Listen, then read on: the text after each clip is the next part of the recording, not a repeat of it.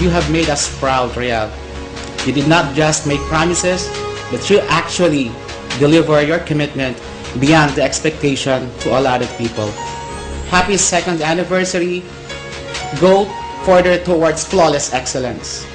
It's proud to be Royal. Nakakatawa nga, 3 months pa lang ako sa Royal. After 3 months, nakapunta ako ng Hong Kong through Royal. Yung kinita ko, savings ko. Dinala ko doon yung mami ko. Sabi ko, Nay, after ilang months, babalik ka rin dito sa Pilipinas.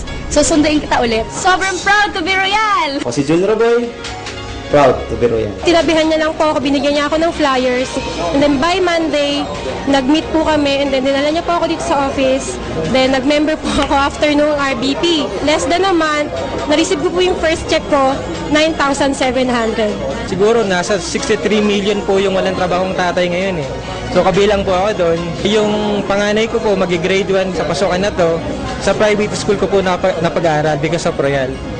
And nakabukod na po kami ng bahay, naka-apartment na po kami. And nakabili na ng mga appliances because of Royal. I'm Ernie Tere, proud to be Royal.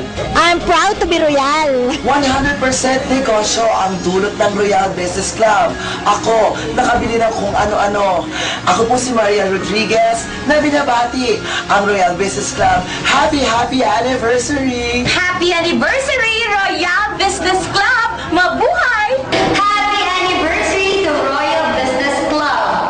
And many more years to come. Happy anniversary! Makaigan, congratulations sa inyong 2 taong paglilingkod.